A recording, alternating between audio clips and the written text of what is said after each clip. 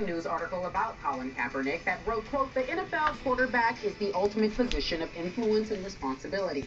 He is the CEO of a high-profile organization, and you don't want your CEO to look like he just got paroled." Teresa Kaepernick fired back, saying, quote, "It annoyed me. You're categorizing this kid on something like tattoos? Really? Saying other guys are role models because they don't have them? Really? Some of these other guys don't have crystal clear reputations. That's how you're going to define this kid.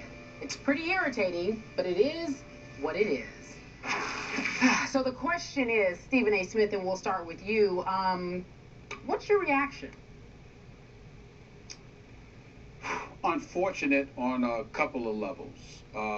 I'm not here to cast any aspersions on a writer. Every writer makes their own decisions, and you do what you do. And he has the license, he has the right to do that. Anything associated with sporting news is something I respect.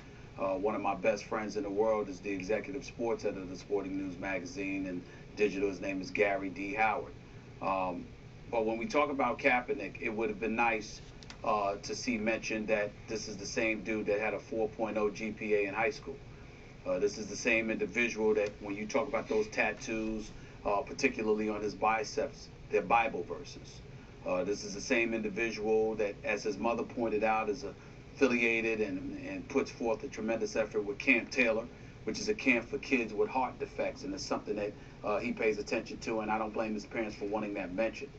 But if we need to use this subject, if we can, Skip, to transcend beyond the issue of Kaepernick and get into the tattoos and things of that nature, let me be very, very clear that even as an African American, seeing an abundance of guys of African American descent walking around with tattoos, they're not the only ones. White guys, Asian guys, Hispanic guys, the list goes on and on. I'm just speaking for my culture here.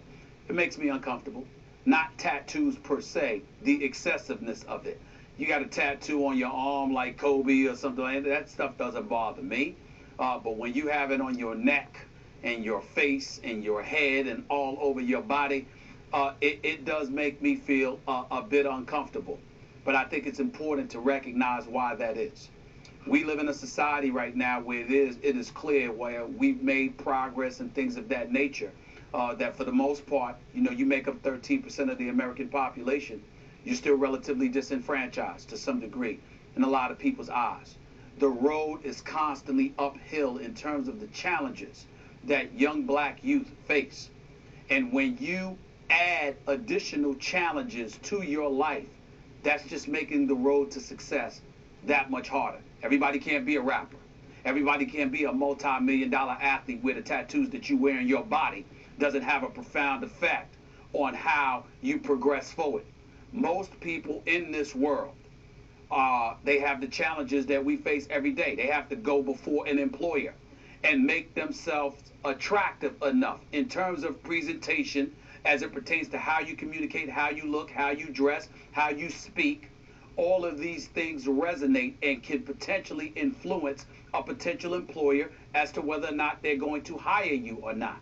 So when you've got tats all over your body, and in some cases looking like you straight out of prison, that's a problem, because it adds to the list of things being thrown in your direction to serve as an impediment for you progressing and moving forward. And that's what I'm sensitive to. Again, it's not just black kids. It's white, Hispanic. It's a generational thing. But the problem is that though this younger generation still has the older generation to answer to by and large.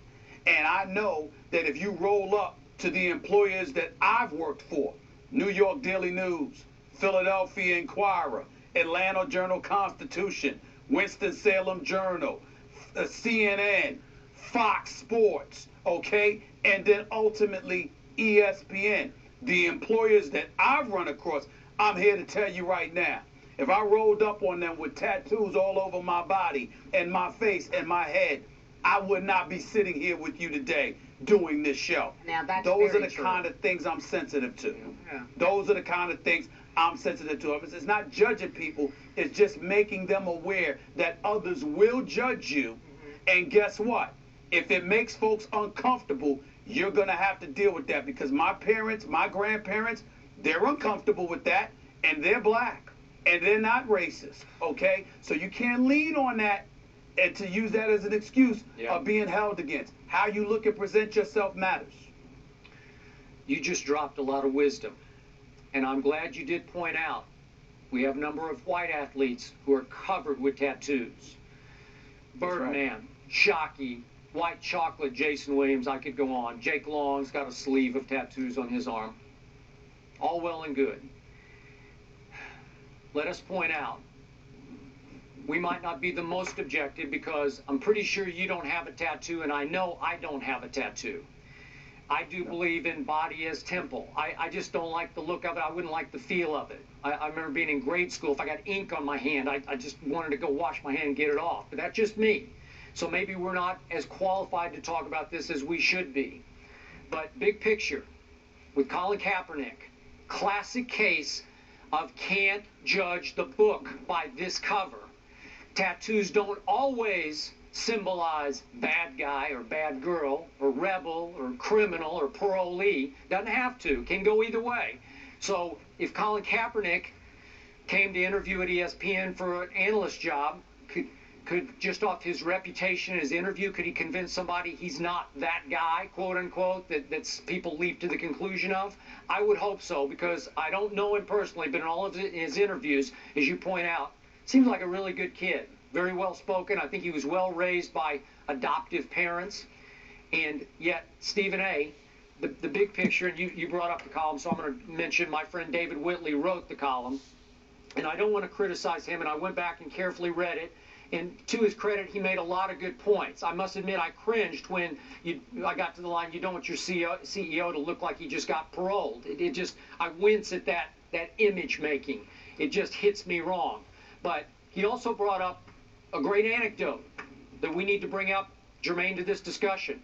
Remember Panthers owner Jerry Richardson to Cam Newton before he drafted him? That's right. The conversation went, Richardson, do you have any tattoos? Cam Newton, no sir, I don't have any. Jerry Richardson, we want to keep it that way. Were you offended by that, Stephen A.? I don't think you were. We talked briefly about it. I was not. Right. I was not. Because he's saying the quarterback position is his CEO position, and he wanted to keep it that way. Would Jerry have still drafted Cam if he said, yeah, I got one, like Ben Roethlisberger's got one on his chest that says courage? Alex Smith has one that honors his grandfather. I believe it's on his back, a small tattoo. Would Jerry Richardson have rolled with those? Probably. Is Cam a pretty upstanding young man? He had his indiscretions at Florida, and we're not sure what happened with Auburn. But still, has he handled himself pretty well? Yeah, he has. So does he qualify as a CEO type role model figure? So far so good. We haven't liked his body language on the sideline, but no off-field problems that we know of. So can't judge book by cover. But in the big picture, I love what you said, because most people, older school, will leap to the conclusion it's a bad look. Kaepernick might be shattering the mold. Well, Skip, may I make a confession right here on national television?